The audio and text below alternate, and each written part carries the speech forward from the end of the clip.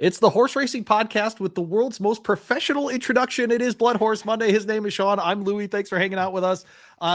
Look, man, we are essentially at the 1 year mark on this program. I made lunch for you yet again today. We've got to be. So I took the picture I put on Twitter. And by the way, appreciate everybody that's hung out with us for a year. If you found us more recently, it's obviously, hey, whenever you found us, we don't mind. We're just glad you found us on the show. But the lunch thing, I think, is an underrated part of the culture of this thing. Is that you come over, you're kind of not aware of what lunch is going to be. Some days it's lazier, it's like pizza, whatever. Today was a nice deli sandwich, for example. It was very good. All right, how about that? Okay, and then we've got to be in the neighborhood of 25 to 30 lunches that I've made for you. No, I don't think we've gone that high. I think it's that high. You got to remember, I was also missing for like a month and a half. Yeah, but half the shows. So I don't know. All right, okay. I'll have to start doing the check. If you would ask me to guess, I would have probably guessed maybe in the 15 range. Okay. All right, so maybe 5 less than what I described. But then it's a big difference. Maybe the 15's high. I don't know, but 15's not high. I guess we're gonna have to keep tracking it. We will have to do that. Check it out at BloodHorse on the socials. You can find me at Radio Louie. Sean's at BH_S Collins if you want to go find him on the socials as well. Thanks for hanging out with us. Early February edition of the program means derby preps and lots of different things. But I thought over the weekend, Sean, you ended up stuck in Miami for the week. That's why Sean was not in the captain's chair here in the BloodHorse studios, but rather in South Florida. It's funny because anybody who watched this show last week, I was stuck in the airport last Monday. I finally got home yesterday. That's exactly. It took you 6 days of planes and different things. You're not alone in this, by the way. Yes. I mean, unfortunately, yeah. I got fed up enough with American Airlines by Tuesday night that when that flight got canceled, I was like, you know what? I'm staying for the Holy Bowl. And so got to see Hialeah Park, got to go to Palm Meadows Training Center twice, got to go to Gulfstream for 3 days. It ended up working out all right. I was going to ask you, Palm Meadows, did you enjoy it? I've heard incredible. Yeah, that's one spot I've never been in Florida. It was really quiet, very relaxed. It seems like a great spot to have horses. Got to see Incredible train a few days before the Holy Bull. Not that the race went too well for him. It did not. And then got to see Ben Tornado breezing on Saturday as well.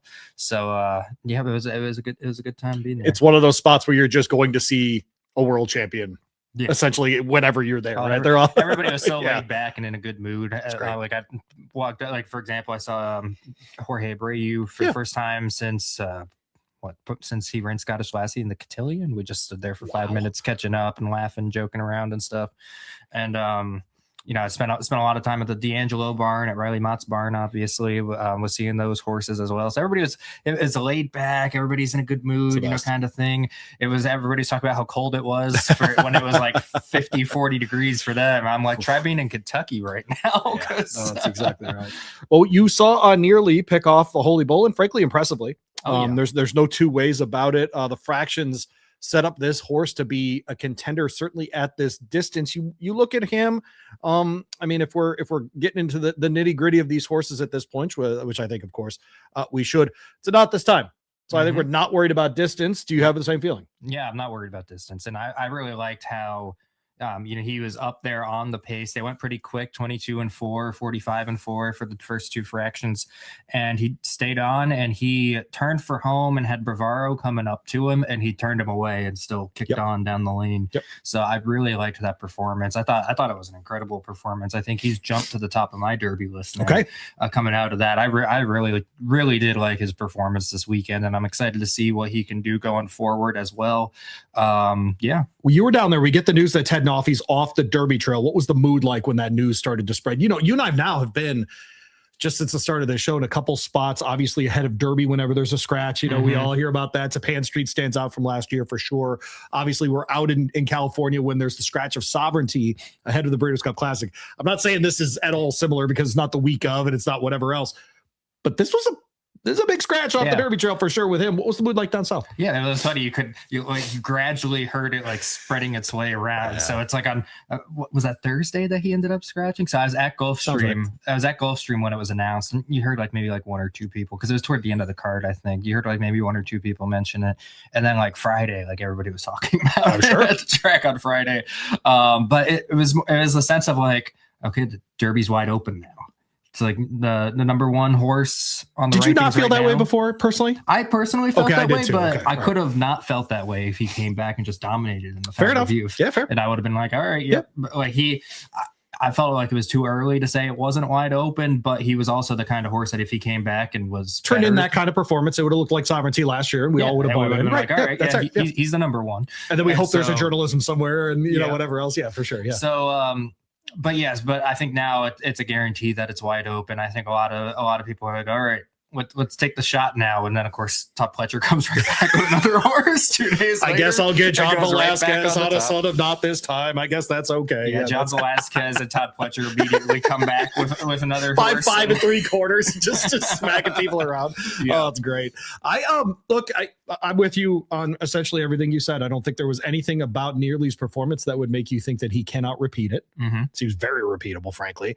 And given the very quick fractions up front, Cannonier, of course, involved with that early on. He's a nice horse himself.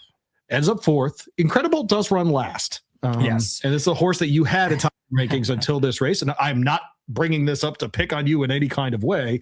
But what do you make of his performance here? What do you think the next step is for him? Because I'll give you, for instance, if I'm Saffie Joseph Jr., I'm putting Bravaro on the Wood Memorial Trail to get to the Derby. I think he said he's going Fountain of Youth. But there's still time to go to the Wood Memorial after that. I would let that horse run at Aqueduct. I've seen him run at Aqueduct. I know what I'm getting from him there. What would you do with Incredible at this point? I'd take him away from Gulfstream. I talked to Jaime Torres right after the race. He said he didn't feel like he was getting hold of the track at all. Got it. And Riley Mott, I think, said the same thing as well. But Jaime told me, he's like, this was not the same horse that I was riding last year. And Jaime knows him pretty well because he was exercising him in the mornings back then. He's been at Oaklawn while the horse has been in Florida, so he hadn't seen him in a couple of weeks. And he was like, this was not the same horse that was there last year. So I would get him. I don't know where you send him, but I'd get him away from Gulfstream for the remainder of the prep season and see whether there's plenty of spots. Like you're dancing around where he can go, but I mean, he can absolutely try Keeneland for Bluegrass. He could absolutely go. If they think he likes Churchill's, you just need to get him there. Just got to get him there is exactly right. And so I don't know if that's Fairgrounds or whatever it might be, but yeah, get him back on that trail. Cornucopian wins out west. Mm-hmm. One of those. You could make the case against kind of runners before he ran the race. Looked really great, of course, out there. What'd you make of his performance? See something from him this year? Yeah, it was impressive seeing him make his way through on the inside. He was really tight quarters there. That final time for how much traffic there was in a smaller field. I mean, it was very impressive, frankly. Yeah, and first off the bench for him to kind of show the mental aspect of being able to push through that and still come up with the victory. We might have another horse. I don't know where you would send him next. Would you be looking at maybe the Santa Anita Handicap Trail? Do you think he'd go straight into that or ease into it a little bit? But I think he's definitely one of these older horses we'll have to watch out there in California and see what comes of it. Probably Breeders' Cup Dirt Mile type if he gets back into that kind of form, right? That kind of thing. By the way, do not sleep on it. Son of Into Mischief, first timer, a week and a half before Justify broke his maiden in 2018. Potente wins out west under Kazushi Kimura for Bob Baffert. And Bob's first line as soon as they crossed the line was, I talked to Kimura. This horse wants 2 turns. He looked incredibly green and still finished in 110 and change. I'm not saying, I'm just saying Potente, if we're going to add one late to the Derby trail that hasn't been in stakes company or frankly, even an allowance company, I think Potente is one of those. Yeah. Seems like he fits the bill. We just talked about Pletcher and Velasquez immediately getting another horse. There's Into Mischief getting another one on the trail with Ted Noffey there were off the trail. 3 Bafferts entered in there. And then magically 2 of them went away before that race. Mm-hmm. And then this one just goes ahead, gets up the rail and wins. It's like, okay, no, a little motivation here. I think we know what we got with is Into Mischief. Well, let's welcome in our first guest for today. His name is Don Little, joins us from over there at Centennial Farms. And I imagine he's in a pretty good mood today. Don, how are you? Yeah, everything's pretty good here in South Florida, even though it's below 60 degrees. But hey, that's okay. This is when you could just go to the golf course. No one's working. You can just sneak on. It's like, under absolutely. 65. Yeah, right there it is. Boom. Don knows. There you go. Well, it's definitely much better for you there than it is for us up here in Kentucky right now with the 30 degrees. But, Don, I saw you at Gulfstream on Saturday, the whole Centennial team celebrating in the winner's circle. Just what was that moment like, kind of celebrating with all the different partners after that big performance? Kudos to Gulfstream actually, because it was kind of nice. It was the last race, and they brought the champagne to the winner's circle. We could all just hang out there, and Johnny hung out in the Centennial Silks, and Todd and Tracy stayed around, and it made it great. And there were a lot of smiles. I got to tell you, it's the first sort of point race that we were in. But the feel and the vibe and the excitement and the thrill of victory, so to speak, was very present. And it was a great afternoon. And kudos to the team Dad put together in 1982 that's still together today. And the partners that have been with us, the numerous partners that have been with us for 10 years or longer. Don Little Jr. with us. He mentions Don Sr. there, Centennial Farms, of course. Talk about Dad. Talk about that team that he put together. Who's still around, and what were those? Everybody's got a little bit of a different story at their operation as far as those foundational principles. What stands out from that founding in the 80s to now? Well, the one thing that Dad really focused on is our horse background, and the people that he put together or knew. It was all through friends and family, if you will, through the polo world. And polo horses today, polo ponies, the foundation and all of them back through history were thoroughbreds. And Dr. Carr will tell you that he was playing polo in Aiken, South Carolina, as Dad and I were in the spring. And Dad went to Steve and said, listen, there's this guy by the name of Cott Campbell from Dogwood Stables. He's been bugging the hell out of me. And I just decided, let's go do something on my own. And they went to one of the horses of racing age sales at Belmont way back in 1982. And here we are. But it was, again, it goes back to the type of people. They were horse people. They grew up around it. They competed in it. They were born into it. So and we've sort of held that tradition. Dr. Carr, who I mentioned, is a veterinarian in his practice in Aiken, took care of multiple Hall of Fame horses. Forgo, Secretariat, to name a few. It was, Paul Mellon and Neil Howard and Mac Miller. He was in Aiken taking care of those horses. And I just didn't want to get in the investment business, which was Dad's main business, since I played polo as a professional for many, many years and throughout the world. And this was my passion, the horse. And when I decided in 1990 to make it a real business or whatever, my father said, are you crazy? He said, this is really hard. And he was right. Yeah, right. He was right. I'm not going to deny it, but again, if you're winning at a Major League Baseball all-star average, you're still pretty darn good. That's right. You're at 20-something%. You're damn good at it. And so it's been great. And my oldest son, Donald III, is working with us now on getting the next generation, if you will. So all is good. Love it. Don Little Jr. with us from Centennial Farms. I got to ask you, because if you go to your resume, we call it Equibase around here. There are plenty of grade 1 winners in there, Met Mile winners, those kinds of horses. You win a grade 3 over the weekend, and it's on the Derby Trail. Does that one hit a little different than some of those other races because it's on the Derby Trail?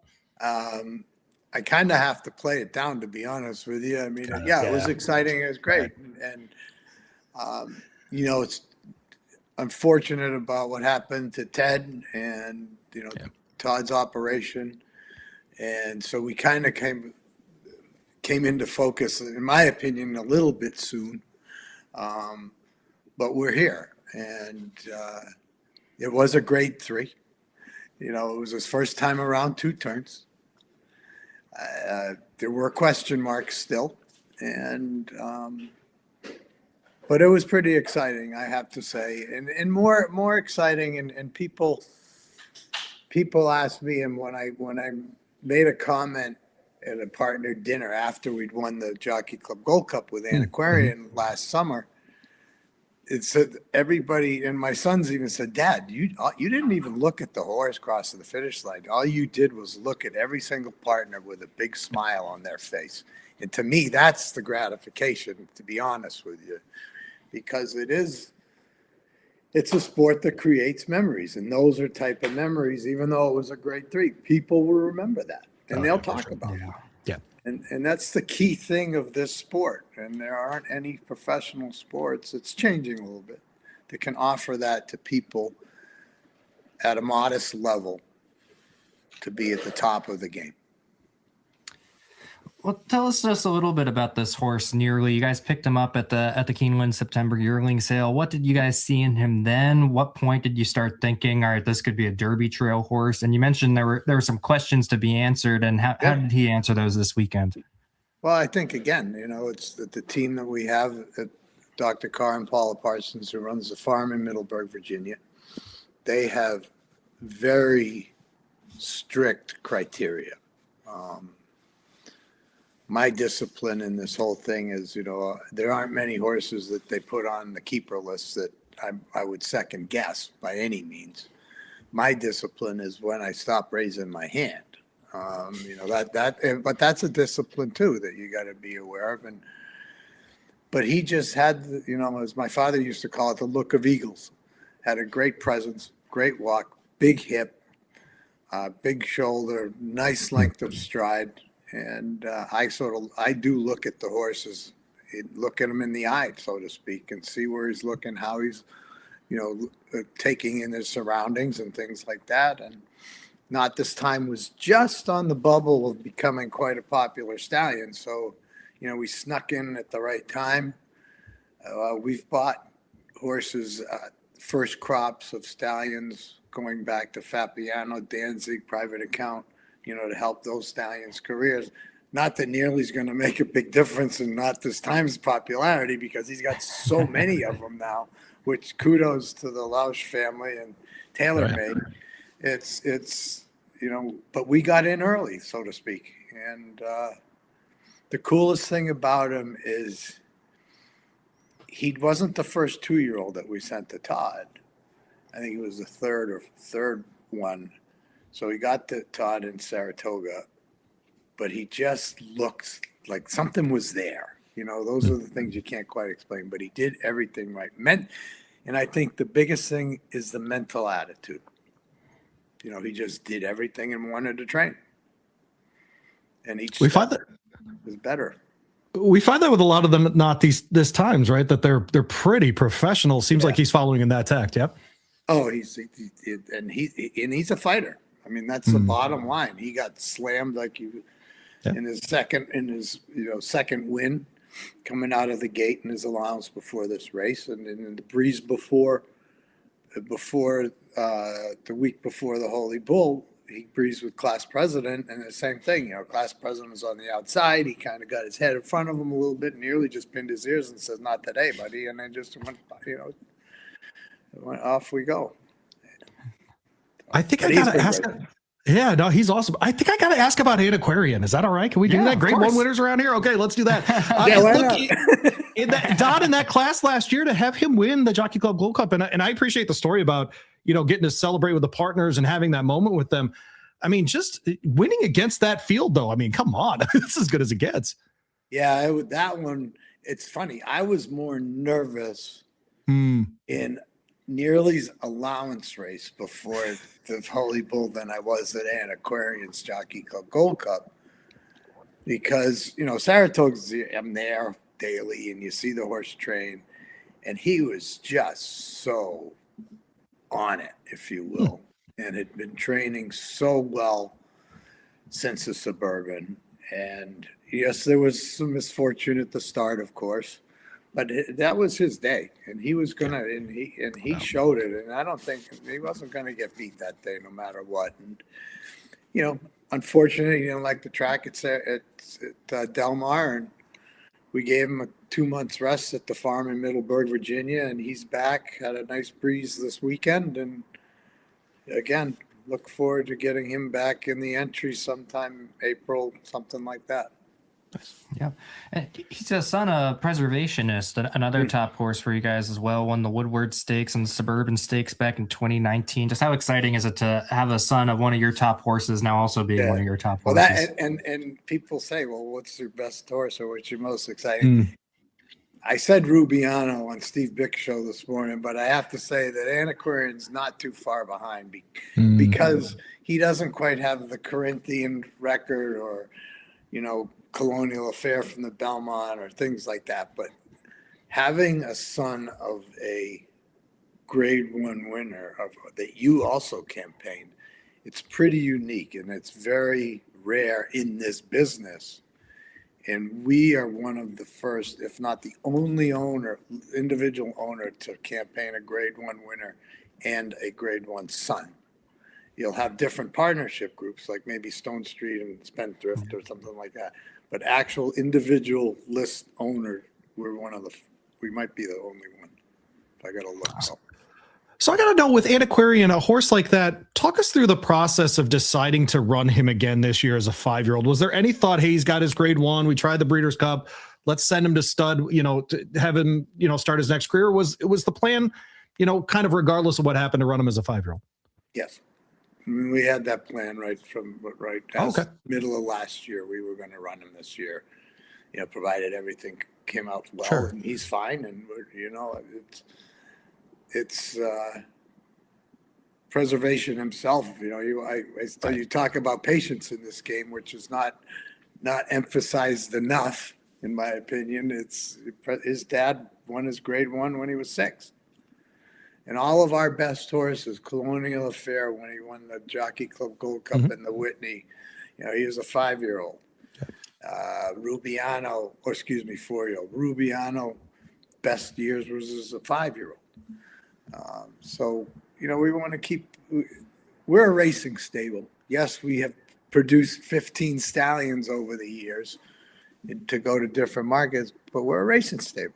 And people want to have action, and if we have a horse that's sound and ready to roll, let's keep the legacy going and hopefully keep a name right. Exactly. Let's get racing stable. Let's go. Come on, get after it. Yes. Let's get the fans rolling. This is a racing pod. You want to talk to Olivia Newman? That's fine. You want to go talk breeding with Olivia? We'll talk racing on this podcast. Yes. Yeah, we're gonna race. And we're gonna race. Very soon sales as well. Yeah. Keep them in the entries for a few years so you can create a fan base. The horse. Yes, there is a risk reward in everything that do, but. And being from New England, it's sports is quite a tradition, I must say. And we want to keep the racing game alive in New England too. So can we get a commitment here that no matter what happens with Nearly in the Triple Crown, he'll be back as a 4-year-old? There it is, right now. Get it done. That might be a little early, but if it's possible, the answer absolutely. Racing stable. Well, jumping back to Nearly, you mentioned your success with Colonial Affair back in the Belmont Stakes in 1993. You've been part of the Triple Crown before. You've won a Triple Crown race before. As you look ahead to what's in Nearly's path, what can we expect to see from him moving forward if he's going to be successful? Again, it's the team that's together, our horse people. We do what's right for him.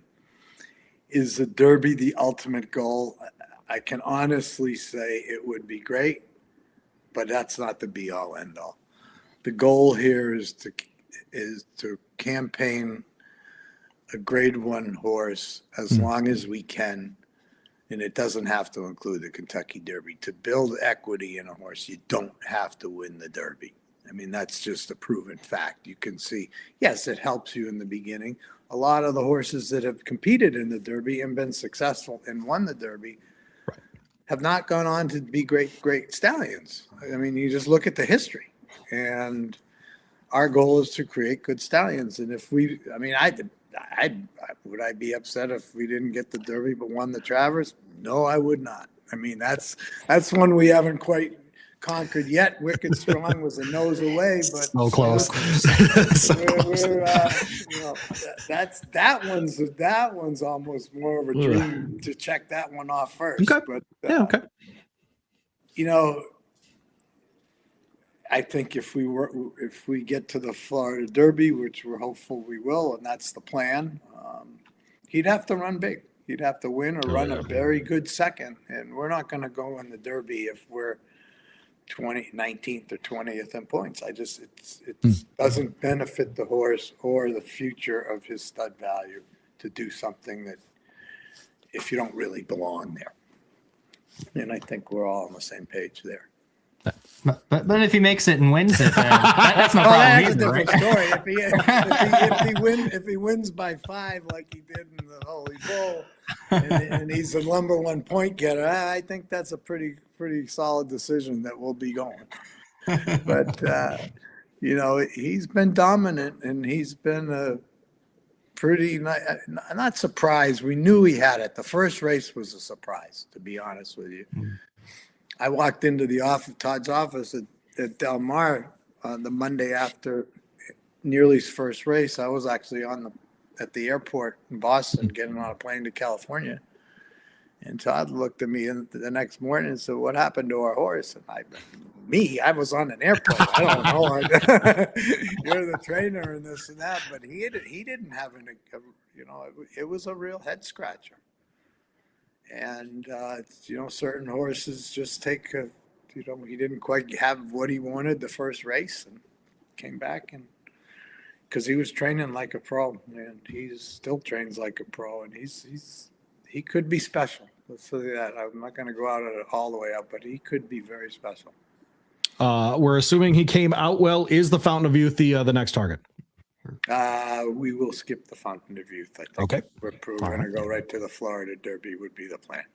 All right, there you go. Well, he's Don Little Jr. You got one more? I got one more. Let's question. go. So all right, how about that? Let's go. You mentioned this is a question podcast, not a listening podcast. Yeah, exactly.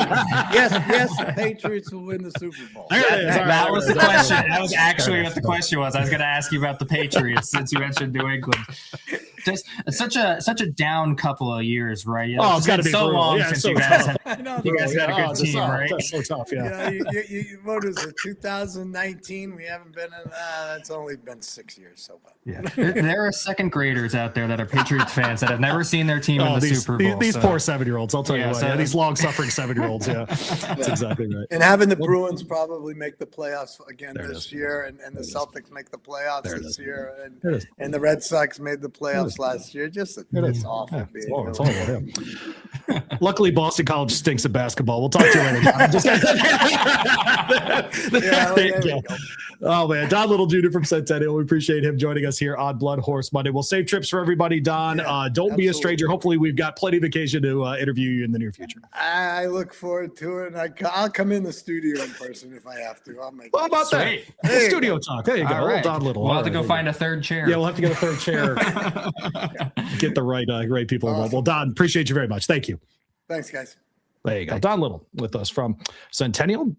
Call him Junior because the third's already involved. How about that? A family op. The longer I'm in horse racing, the longer I understand why it's the kids of horsemen who stay in the longest.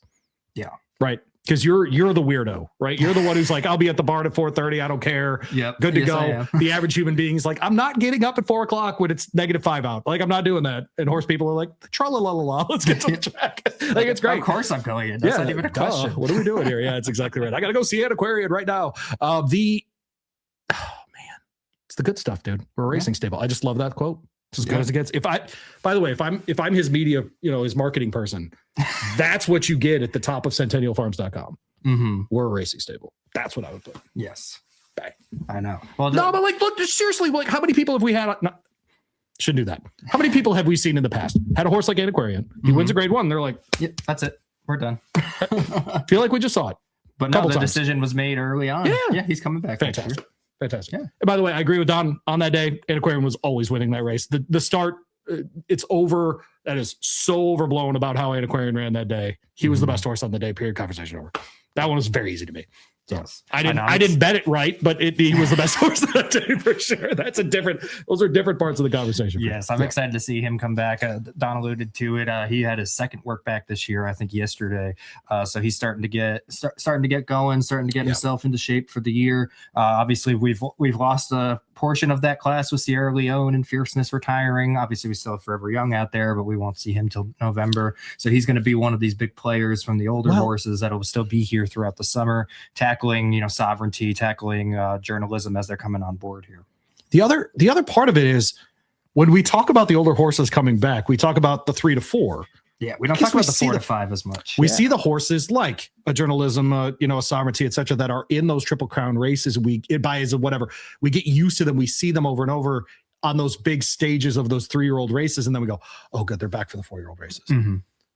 What about the 4-year-old who wins a Grade 1? And they're like, "Oh yeah, we're always coming back." Yeah. That's what I'm talking about. And don't forget how, this horse was in the Belmont in his 3-year-old season as well. So this is a horse that has been, well thought of for a long time. And so to see him, he's now going to have the opportunity in some of these New York races. We'll see where Sovereignty ends up surfacing. But you got to think if you include Sovereignty, he's got to be top 3 at least. Older horses that are in New York, maybe even top 2, him and Sovereignty being in that range right now. So he's going to be someone to be heard of. And as I mentioned earlier in the show, as far as Nearly is concerned, I was very impressed with his performance. Oh yeah. And I'm excited to see what he does going forward. But I also now everybody who watches or listens to this show knows that I'm a huge Derby super fan. I was going to say, did Don break your heart by talking about being okay with winning the Travers? Slightly, but I do like. Okay, can I ask a different question then? Yes. Okay. So by the way, we're going to talk with Matt Dinerman from Oaklawn Park up next. Your Derby love, okay? But him talking about the Travers, did that change at all for you having spent a summer at Saratoga now? Like, do you understand Don a little more? Well, I understand it because he's from New England. Right. The Travers is kind of the Their big Derby. local race. Yep. So I can give him the pass for that. But It's coming for you, Don. I do like the it's one of those things, like for me, once I start owning racehorses, Yes, obviously the Derby is going to be my number 1 race, but like the Haskell is going to outrank a lot a I get races for me, because that was the first one I ever went to in person, and so winning the Haskell is a dream for me as well. But I love that you were just what I was going to say. What I was going to say was I do, even though blood horse paycheck, even though I do. But even though I love the Derby, I did like hearing him say, like, if we're 19th for 20th on the point board, yeah, it's interesting, right? Why throw yourself in there? So interesting. Let's kind of back off. Let's let him keep developing and not put the stress of being in the Derby on him, and then we'll be ready for these summer races. So as those horses go through the Triple Crown, they come out of it, he's more developed, he's ready to go when you get to the races. Or you like go straight to the Preakness or something, and you know it's going to be a 7, 8, 9 horse field, something like that, and you know what you're getting into. You still got a 1.25 miles for the Belmont this year. You don't have to worry about that part too. And you're based at at Saratoga as an operation. I mean, like, absolutely. Sure. So I did appreciate hearing that. Even though if I was in his shoes, if we're 21st in the Derby, we're still entering and going to try to be Rich Strike, in my opinion. It's also one thing on February 2nd to tell a podcast that if you're 19th in the Derby standings, you're not going. Then March 2nd, it's just different. Yes. But I do appreciate that kind of outlook, though, for sure. And that's something that continues. That's something that is needed to keep the Preakness, the Belmont, and the other races down the line interesting throughout the year, is to have the horses that weren't in the earlier races that are popping up later on throughout the year. So I do like that kind of mindset of, we're not going to try to, obviously, if he ends up winning the Florida Derby, we're going to be there. But if he doesn't, we're sitting on that point bubble. We're going to sit out. We're going to wait and see what can come from him going forward. And we're going to make sure that he has a nice long career. You mentioned the Haskell. Mm-hmm. Do you know who calls the Haskell? Oh, gee, who is that? Who calls the Haskell? Well, let's go find him. His name's Matt Dinerman. He joins us. Not calling the Haskell anytime soon. He's going to be calling the Southwest instead this week because of weather and all of the things. Matt and I were slated to talk Wednesday. Mm-hmm. And then within about 90 minutes of us setting up our appointment on Tuesday, the weather gods decided they were not going to run there in Hot Springs. It looks like, judging by the cabinetry that Matt is back in Arkansas. I combined Matt and Arkansas. That's a bad job by me. Mr. Dinerman, how are you? I'm well. Louie, Sean, how you guys doing? We're doing good. okay. I apologize for Louie being unable to speak here at the start of this. A little too excited by the Southwest. I love hearing what you guys have to say. It's entertainment for free. There you are. You didn't scare him off by calling him Mark. So there it is. Yes, Arkansas with us I've here heard from a lot worse, guys. Yeah, I was gonna say he's been called a lot worse by a lot better. You understand me? So there you are. Well, since we brought it up, are we have any early thoughts on the Haskell? Anybody looking good to you so far?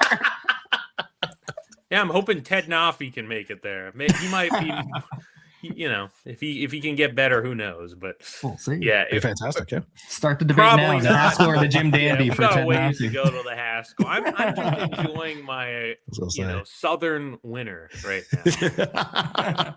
How are conditions? Are you guys looking good for the weekend? So probably about 5 minutes ago, horses have finally gotten back on the track. We start training at 1:30 today. Cool. We'll see a normal morning training schedule moving forward, I would imagine.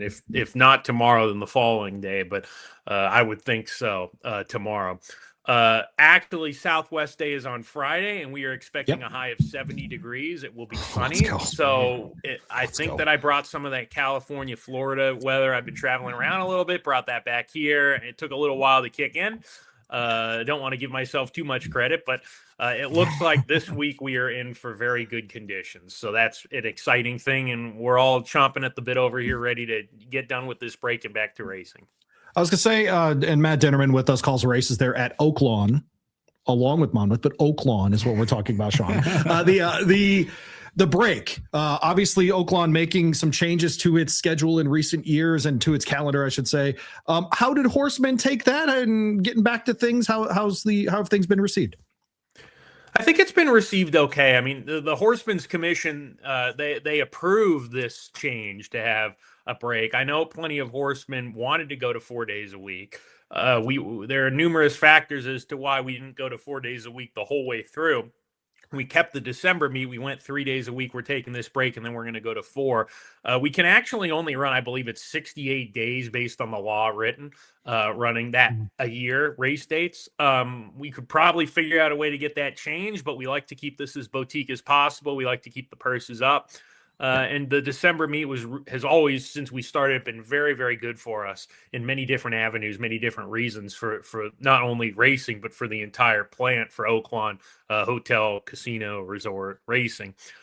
So with that in mind, all these little things, we decided to take the break when we knew historically the weather was going to be coldest. Usually we do cancel a few days a year, every year. This is about the time to do it.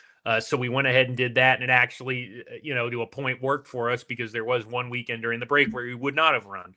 And now it looks like our weather's really going in the right direction again. So I think that this is going to be pretty well received, and we're going to be very busy for the next 3 months. Well, the Southwest was supposed to be this past Saturday. That was that was the weekend that got bumped over to this. You mentioned it's going to be on Friday.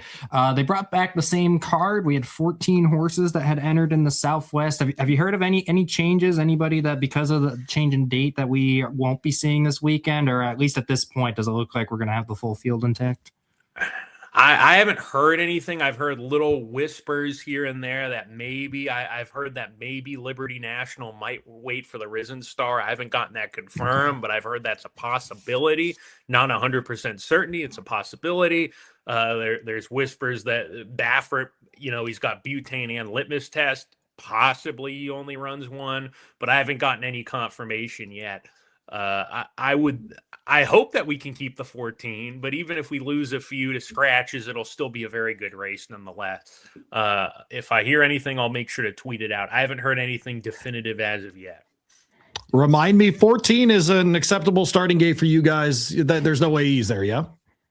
Say that again, Louie. So you could start 14 in your regular gate there, yeah? We can, yeah. So we can run up to 14 in stakes races, but anything else, we do the 12 and then two AEs. Okay. We got plenty of those as well throughout the week. That's a good problem, sure. But we will fit all 14 if they all delegate to run. Absolutely. And we've done it before, plenty of times before. Well, what does it say? Obviously, Oaklawn has been one of the premier places in the winter over the last couple of years. The purse money there has been fantastic. The Derby Trail there has been producing as well. What does it say about Oaklawn that we are at the Southwest Stakes and we have a full field of 14 entrants trying to get on the Derby Trail? Well, I think it says that first and foremost, our horsemen are very eager to participate. The owners want to run here. So big time kudos to them. I mean, we still have to get the horses. Our racing office led by Pat Pope, who's a phenomenal racing secretary. He's as good of a racing secretary as I've ever seen. Him and his team do a really good job, top job. But it also goes to show that when the environment's good, when you put up the money to where people are going to be interested in running, all these things sort of parlay into a good product. So as we've talked about, it's a cycle when it comes to racetracks doing well or not doing well. And the cycle really has gone well for us here at Oaklawn to this point. The management, you look at the history and you realize that there were some significant changes over the last, I'd say, 5 to 10 years that needed to be made in order to improve the product. They've made those changes, and the benefits have been shown through the product. And obviously, like I talk about things being a cycle, when the product's good, you're going to get more handle because more people are going to be interested, more horses are going to come. It's just a giant cycle. And obviously, they've made some very, very sharp business decisions here in Arkansas to make sure that horse racing is thriving. So it takes a team effort. We have a great team. I've worked with a lot of great people at Oaklawn, and it also goes to show I see horsemen. They are not training. They're willing to enter in the enter box, which is very important. Matt tweeted out the other day at 3 Colts Handicap, by the way, if you've not followed Matt on Twitter, about Sandman drawing the rail in his 2026 debut in four other than allowance. Okay. And if you want to know Pat Pope and what you're able to do when Matt, all the conditions he just described, good condition in the book, right amount of money, and, attract that people want to be at. Here's the field. Okay. For an allowance. Yep. Sandman. Okay. San Siro. Catching Freedom, who's in the old trifecta of the Preakness. Louisiana Derby winner. Yeah. Winnemac Avenue. Classic Car Wash. Track, Phantom, Echo again, King Russell, and Sir Greyland. That's an allowance race, folks. Yeah, 4 Kentucky Derby alumni in that race. 4 of them. You got but it. Matt, I was going to say, and Matt, you know it. I mean, that speaks to, I've talked to trainers before, and they always say things like, just keep it simple, like just non-3-lifers, like whatever you got to do, just give me the simplest sort of thing. But when you can get creative like this as well, because you've got the right population, it speaks to what Oaklawn's doing and how well it's going. Absolutely. And that's one thing about Pat and how amazing he does with the condition book. He gets very creative with these conditions. And I think that's something that I mean, obviously we've seen the ratings deal where a few tracks have implemented that. Yeah. We need to think outside the box more as a business. And in order to do that, we can't write condition books like we did 30, 40 years ago, in my opinion. And Pat does not do that. He gets creative. And I think we see that part of the reason the product is so good here is because of the fact that the conditions are different, they're unique. I mean, obviously we get plenty of regular types of conditions, but we get conditions like these, and that allows us to be able to run not only more horses, but horses of different quality. I mean, we run horses for $8,000-$10,000, and we run stakes races. So we're at a premier meet, but we can get big fields and good quality and get a chance for a bunch of different types of businesses. We talk about trainers and small businesses. Some trainers are not going to run against Bob Baffert, Brad Cox, Kenny McPeak, Steve Asmussen, although Steve will run at any level. But we can get horses from Remington, Prairie Meadows, Texas, and they can come here and they can make money and they can be competitive.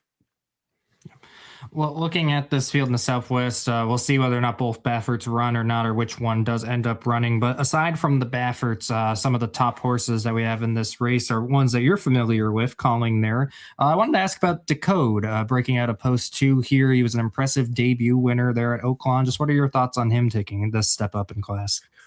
He's always been a very talented horse. He showed it in the mornings very early. We have Oaklawn workout videos. I've watched a few of his works on there before his first race. He had a couple of good ones, one that didn't really scream off the page to me.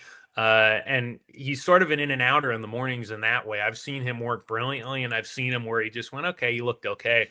But his work before his first race out of the gate was super, super sharp. He looked like he was the one to beat going into that race based on that work. He touted himself in the mornings, and he showed it. His pedigree does not indicate that he's going to be a classic distance horse. Good news, though, you don't have to be to win the Southwest. You just got to go a mile and a 16th. I think talent is there to be good and be a very effective stakes type of horse. I question whether he wants to go this far. I feel like my brain is telling me that he is probably better suited at one turn. but we're going to find out. So very talented horse. I would imagine they're going to put him close to the pace. When he ran in his first race, he seemed very rateable and he seemed very relaxed and he seemed easy to ride and very push button. So that's going to be a big positive heading into the 2-turn race here, just second time out. He seems like he has a good mind. Again, talent's there. I personally, as a handicapper, question whether he wants to do this going a mile and a 16th. And even if he can get the distance, if he's going to be able to be as good as he was sprinting, it's a lot to ask of him, in my opinion. But I also understand, hey, you're chasing Derby dreams here. You got a colt with a very promising future, $1 million up for grabs. Take a shot. I understand that 100%. And then Strategic Risk is coming out of that win in the Smarty Jones Stakes, the first stop on Oaklawn's road to the Kentucky Derby. Can he keep it rolling? Can he do it again here in the Southwest? I think he's got a good chance. I mean, this horse here, what I've really liked about his last couple of races is the kick he's shown. He has a real nice burst. He's not a grinder. I mean, this horse is sort of, put him in a stalking position. He's got tactical speed. He's got the best possible running style that a horse can have. You can pretty much put him anywhere, but he's naturally quick enough in a route to place himself stalking. And once you push the go button on him, he just appears to respond instantaneously, and he appears to do it pretty easily with a nice burst. So I like that. I think the last race, I don't know who he beat that day, and on top of that, he was close to a slow pace. They went 24 and change, 49 and change, not fast at all, going a mile and a 16 or a mile in the Smarty Jones. And this horse still got the perfect trip. He sat right off a big long shot who wasn't going to win no matter how easy of a lead he got. This time around, there's going to be more pace, better quality. So I think this will tell us more about whether he's legit, whether he's a legit Derby horse, or maybe he's just second tier. We're going to find out in this race. I think he definitely could do it, but I do think he's going to have to work very much harder this time. Matt Dinerman with us from down there at Oaklawn Park ahead of the Southwest Stakes. We'll talk about Nitrogen's return to the Bayakoa in just a second. Matt, a quick buy or sell here. Decode will be one of the two favorites at post time, or Rancho Santa Fe will actually be 15-1. I think Decode will probably be one of the favorites because of that number. Because of that number, he got a big number. The most impressive maiden with a fastest maiden win. I think it was the faster than Cornucopian's maiden win at Oaklawn on Rebel Day last year. And we know how good he is. We saw that this weekend. So I think Decode will get bet. I think Luis Saez getting aboard for the first time is going to keep those odds down. And I think Rancho Santa Fe, although last time tactically, maybe you saw what I did. I don't think tactically they put him in the right spot at all. It was a speed favoring track. Most of the meet in December was a very fair track, but this particular weekend, the last few days of the meet did tend to play towards speed. They put him dead last. He was keen. They were holding him. They went 24 and change, 49. He was outside. He didn't save any ground. I mean, from a tactics perspective, it wasn't a good trip. It wasn't the right trip. And you get Flavian Pratt aboard now. I don't know if that was by design to try to rate him or just that was an error on somebody's part to decide that. But I also feel like Rancho Santa Fe, I think Brad, he's running his better horses in Florida. And I think sort of the makeup is off that although this horse is decent enough, he may not be at the level that some of the better Brad Cox horses are. And maybe that'll keep his odds up. Matt, you'll also get to watch Nitrogen break from the outside against another great field in the Grade 3 Bayakoa. Y'all have put up a $250,000 for this one. How about that? Royal Palace in here, Peignoir, Quiet Side in Just My Heels. Really, really nice field here. You talk about those conditions. You put up enough of a check, even the Eclipse winners show up at your place.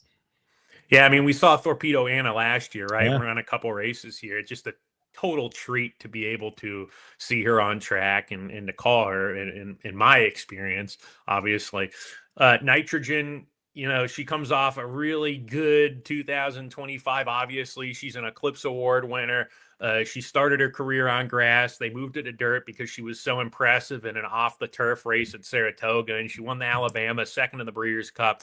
I think if you try to beat her in a race like this, it's probably now, but she sure looks like she's just better than these in here. And if she's 85, 90%, she should be ready. I will say, though, that horses here for the last 9-10 days or so, they haven't been going out on the track. So Right. it'll be interesting off a layoff. I actually think, in fact, I know Mark Cassie was leaning towards waiting to the next race before running her in the Apple Blossom. There's a 3-race series. This is the first of the 3 races. But he looked at her and he saw that her condition was pretty darn good and she was a lot more conditioned than maybe he thought she would have been off the break that she took at his farm. So he said, you know what, she's ready. Let's run her in the Bayakoa. So it'll be very interesting with that in mind to see how fit she is. Again, she sort of lost a workout because we didn't train on the track for 9-10 days due to the weather. A lot of trainers, they did shed row, they jog, even maybe little gallops in the shed row. We have an equisizer wheel that horses can jog on as well. So maybe that helped her keep her fitness. Again, I don't think she needs to be 100% to beat this field here, but it will be interesting. Maybe I'm just making a story that isn't relevant. I don't know. Maybe I'm overthinking it, but off a layoff, I think horses that don't have training, I think those are the ones that could be impacted the most. So we'll see. Matt's hoping he gets to call an upset here. But another filly that it's going to be paid water. Another filly you probably know pretty well here is running in the Martha Washington Stakes and Counting Stars. She won 2 stakes races at Oaklawn in December over, I think, a 13-day period. She's 5-2, second choice here on the morning line for the Martha Washington. The Hit Parade being the favorite in there for Brad Cox. Just what do you think of that field? Can Counting Stars keep the Oaklawn momentum going, or does Brad have good 3-year-old filly runners in Arkansas? Yeah. He does. I mean, with Brad, the thing about him is it seems like if his horses are stabled here, they're sort of his C string. But if they ship in, they're a little more talented. That's just the last couple years that I've been here. And hey, Brad will run his very good horses here, but usually he'll train them either in Florida or at the fairgrounds. That's what I've noticed the last couple years. So Hit Parade, certainly one that's probably one of his better 3-year-old fillies, but I like Counting Stars in the Martha Washington. I just thought her last race couldn't have been more impressive. She was wheeling back in 13 days, never routed before, and just blew the doors off her competition. And she always sort of looked like a filly just physically. She was a little bit on the leaner side. She's not built like a sprinter, even though she can sprint, obviously. I always thought she'd like routing based on her build, based on the way she ran, and she just toyed with her competition last time. This is a tougher field, but I think Counting Stars is going to be ready to roll. And on the contrary, with Nitrogen, Counting Stars, like I said, she wheeled back in 13 days. She won 2 races in a span of 13 days.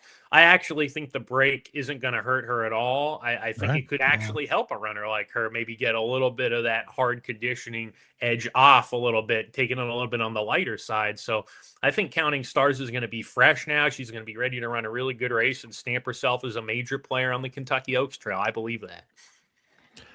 All right, Matt, we'll get you out of here on this. I don't want to share any of our private conversations, but I know how much you enjoy calling races and being around the culture there in Arkansas. If someone hasn't been to Oaklawn before, what would be the 30-second elevator pitch to get them to Oaklawn?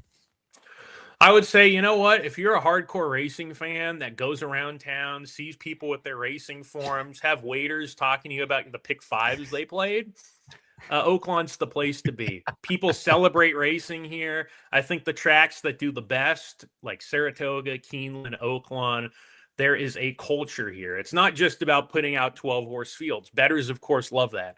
And it's important. We need big fields. We want the best possible product. But the culture itself is what drives the local governments, the townspeople, bring generations of fans to the track. That culture, that positive culture, that embracing racing, celebrating racing, having a great day at the races, that is what attracts good crowds.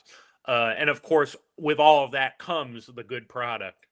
And I believe that Oaklawn has that. In fact, I know Oaklawn has that. And if you're a racing fan, you love it because you come here and people are just having a blast and they're enjoying it. And you see a type of atmosphere like a Saratoga, like a Keeneland here. And if you like Saratoga and you like Keeneland, I don't think I have to say any more about whether you want to be here.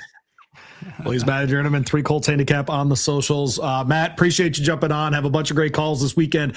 And I hate you that it's going to be 70 there. So there you go. Yeah. No, well, you know what? Yeah. We will save a hotel room of some sort for you, Louie, if you can get out there. You might have to pay for it, but we will. If you guys want to come out, there's nothing stopping you other than maybe the kids or the wifey. I don't know. That's it. Yeah, nothing at all. Just 4 kids and a wife. Yeah. little sneak peek. When the show's over, I probably am going to text you because I am thinking I'm coming down this weekend. So. Oh, okay. We're very excited about that, and you got to bring your recording equipment. Bring your recording equipment for it. Make some videos. Have a blast. I mean, it's Friday, but 70 degree, and then Nitrogen is going to be there Saturday. So, by the way, it was the Southwest getting pushed to Friday and then Nitrogen the next day. That made me look at it and go, you know what? I could probably go down there for that. See, Louie, Sean's thinking on he's offering you a complimentary, you pay for it hotel room. That's correct. You can ride down with me. What excuse do you have to not be there? I've never heard that one. A complimentary paid for hotel room. You have to pay for it. That's right. I will say before I go, I want to put in a shameless plug real quick. Okay. Thursday through Sunday racing. We have 11.1 horses a race all 4 days, not including also eligibles. We also, for those interested, have a handicapping contest that we haven't had in a long time. We've got 2 of them. On Friday, we've got the Southwest Showdown. So the Southwest, again, is on Friday this year. And then Saturday, we have the Oaklawn Horse Players Championship. You can play online. I believe it's Express Bet Twin Spires. It was a on-track only contest. That has been changed the past month or so, maybe even a month and a half. So you can play on Twin Spires and Express Bet. It's going to be a great time, great contest as well for both folks who are looking to play it. For both contests, you can go to oaklawn.com for more information. But we will be giving out not only cash winnings, but seats to the BCBC, Kentucky Derby handicapping contest, even the NHC over in Las Vegas.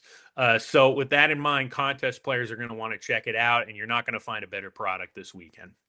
He's the president of the Hot Springs Tourism Association. His name is Matt Dinerman. Joined us here on BloodHorse Monday. Matt, we appreciate you. Good luck dealing with this guy.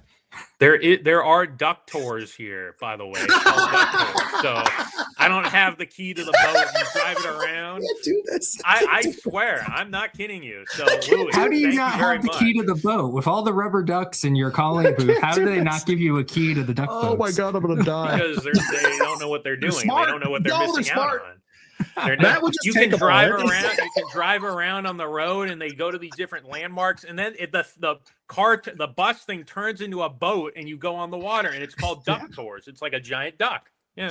Yes. I haven't been on one of those since I was like 4 years old in Baltimore. So I think if I do end up down there this weekend, I think Matt and I got to go on one of the duck tours. You don't come down here, I'm going to be disappointed in you. When Matt was at Golden Gate, we used to do, this is years ago, but Matt would come on our show, and he was like the only track announcer that would even answer my emails at the time, right? And Matt would come on, and each time he came on, we would do a segment where we would find like the weirdest thing in Berkeley that we could find in California, in the Bay Area, right? And my favorite one, Matt, I don't know if you remember this, was the Berkeley House of Scents, SCENTS. And they even had, so like you would open a jar and there was a different smell, and there were like 5,000 of these or something. Okay. They had an organ that if you played a note, it shot a different perfume for each note. Yeah. This is burned in my brain, and now the duck thing very much burned in my brain. All right. So that's how it goes. I don't even know what duck scent smells like, but I hope they don't have one of those. Oh man, that sounds terrible. We got to start looking for tickets for one of these duck tours. I don't know when you're available to do that this I've weekend. Never been on it. Well, there we go. Yeah. Well, you know what we're doing this weekend. Check back next Monday to find out what Matt and I thought of the duck tour. Nitrogen and duck tour. See you, Matt. See you guys later. See you, Matt. I didn't get out there to see the Berkeley House of Scents. It's a bad job by me. It's a bad job. Is it still there? I'm sure. Golden Gate's not, but you can still go. I got to imagine the city of Berkeley's still there. Yes. Yeah. Right. Yeah. Go for the Super Bowl this weekend and go visit the House of Scents. I do. I'm on the because my radio show, the NFL sends me all their media releases, and it's sad to think about where my career is and these people that are on like legitimate radio rows at places like the Super Bowl. Like that's just not me. I'm sitting with you instead. I know it's a whole thing, man. But you got Matt Dinerman on. I get to talk to Matt Dinerman and make you sandwiches. I mean, this is my life in media. This is it. This is my life in media, is making you sandwiches and you getting to go to these races while I sit at home with my kids. I make you the sandwiches. You get to hang out with Dinerman and go on duck tours. It's unbelievable. Sounds like a good deal to me. It's a fantastic deal for you. I would never change it. Oh man. Yeah, I didn't get enough of Phil getting stranded in Miami for an extra week, so I'm gonna then go to Oaklawn. They should not fly. My gosh.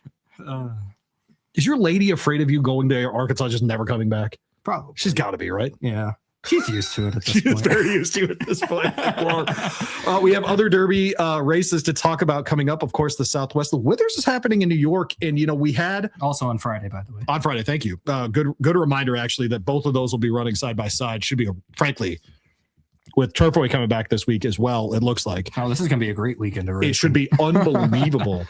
Everybody getting back from being frozen away and snowed away the last couple of weeks. Couple in here that I'm really interested in. Obviously, the Pletcher Train grittiness, is very interesting. But you know who's in here is Mylata, who won that Parks race by $1 billion, and you were there. I'm excited for How legit is this horse? Or is this the kind of like we're going to see this weekend? Yeah, we'll find out. Friday we'll know. Yeah? I mean, he beat 2 horses in that race. Yeah. So I don't want to, and they weren't top tier horses. So I don't want to extra, fluff him up before this weekend. But I mean, he coasted past them. Right. So like, if you're gonna face 2 horses and win like the way he did, that's the way to do it. I remember watching; he was third down the backstretch and like one flick of the wrist from the rider, and he just right past those 2 and went on for, I think it was like 19 and change length victory. So I'm very excited to see here. I think I saw before the race got rescheduled, I think they were still debating whether or not they were going to run him in the race this weekend, or if they were going to wait till the Gotham. So I don't know if with the extra week, I don't know whether to expect him to actually be in the race. He was entered in the Jerome and he scratched to run in that race at Parks instead. So, but I'm very excited to see what he can do against this company in New York if he does end up going. So hopefully he's in the race this weekend. Hopefully we can see what he's made of here. Brown's got a pair in here, Chad Brown, of runners as well. Otinho comes out of a 1.125 win in a maiden special weight. He's also got Schoolyard Superman, which would be my favorite name of a Derby winner ever. Really? Schoolyard Superman? What's your current favorite name? I don't have one. Well, we got to get you a favorite name. I don't think I do. I disagree. Cannon Arrow 2. There you go. That's a good one. The Caracas Cannonball. I like that horse a lot, actually. Yeah. It's one of my favorites. He's pretty awesome. Yeah. They made a Simpsons episode about him. Yeah. Had he not had that foot problem going into the Belmont, he probably would have taken away some of the shine from Secretariat, because Secretariat would have been the first Triple Crown winner in 2 years. The Sam is this weekend. Should I talk to Ren Carruthers or the urban handicapper himself, Barry Spears, for that one? Why not both? That's a good question. The Sam. So I do not know the field yet. Do you remember the way. Derby top 5 finisher out of the Sam from last year? What was the question? The top 5 finisher in the Derby last year. Owen Almighty was in the Sam. Owen Almighty was in the Sam. That's exactly right. Last year's winner, though, was John Hancock. No more time the year before that. We have had good horses come out of this race, including Classic Causeway, Sully Vellante. McCracken was in this race at one point, a winner. Belmont Stakes winner. Destin ended up winning the Belmont coming out of this race as well. Hasn't been that way. I think we saw John Hancock last year. He lost the Belmont by nose. What am I thinking? But we've had to Tappert. Yeah, you're good. As soon as I said it, I'm like, that was not correct. Tappert made me so much money. That horse was like 10-1 or something. I don't get it. It's like, do we know what Tappett's doing in the Belmont? Are we doing this together? Yeah. Am I the only one? Really? Cool. One of those rare rare moments. Has Tappett had success in the Belmont? Who? Tappett. Who? I hadn't noticed. Only won like all of them at a mile and a half. His kids. But Destin won a grade 1 at one point. He won the Jockey Club Gold Cup, didn't he? No, he won a grade 2. The Mineshaft, right? He won the marathon. Oh, the marathon. That's what it was. And then he won that one in 2017. Marathon, not the Mineshaft. Yeah. Third in the Jim Dandy, second in the Belmont, sixth in the man. Derby. He was second. He won the Tampa Bay Derby off of this. Yeah. But, And I was wrong again on Tapper. I don't know what's going on. You're way off on your ears. Yeah, it was Creator that he lost by a nose to. It was the wrong gray that I was thinking of. But Tapper 2017. Yeah, he was 2017 over Irish. McCracken was the winner that year in the Sam. Yeah, should be interesting to you can tell I didn't get a lot of sleep last week, but I spent 26 straight hours in that Miami airport Sunday into Monday, so I'm getting all my Triple Crown stats wrong. That's when you know that I need some sleep. I totally lost my page for the Lewis, but the list of the winners of the Robert B. Lewis is absolutely absurd. And so let me see if I can find that again, because that's a bad job by me. I had it up, but that is this coming weekend out there at Santa Anita Park. I mentioned earlier in the show, I think the 3-year-old to watch right now in California is Potente out of that barn. But Citizen Bolt, Nisos, Newgate, Messier, Medina Spirit, Thousand Words, and Mucho Gusto. Not a bad list. You just opened, Louie just opened on his computer on Equibase the list of winners of this race, and the first thing I noticed is just Bob Baffert as a trader for the last, what is it, since 2019? Last seven. Yep. That's the first thing I saw was just straight Bob Baffert for 7 straight years. So we'll see if he can do it again. I'll have another, of course, a winner of this race as well before going on to win the Kentucky Derby in 2012 for Doug O'Neill and Mario Gutierrez. Their second of those. Dortmund, of course. I think Dortmund's the horse that more people have told me the story of the first time they saw him in person. Yeah. Just like his build. No, but like seriously. So that's a fun topic. I love that. Mm-hmm. That topic where you turn the corner and there's a horse and you're like, oh, this is different. For me, that was Serengeti Empress before the Oaks. Yes. Yeah. She was so different. I remember we're backside and went, oh, whose Derby horse is that? And they're like, that's Serengeti Empress. And I went, okay, I'm done analyzing that race. She's different. Like that's who's going to win the Oaks, and she did, thank God. 13-1. And do you know why I remember that?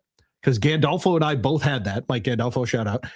And who was standing next to us? Joey K from Churchill was also on her. There you go. And we were like the 3 people in the whole place that were on Serengeti Empress that day. I'm like, are we really questioning Dallas Stewart in this race? What are we doing? But the Lewis out west is where we met Nisos in 2024. People remember that was his breakout. Like, oh my God, what's Baffert sitting on here?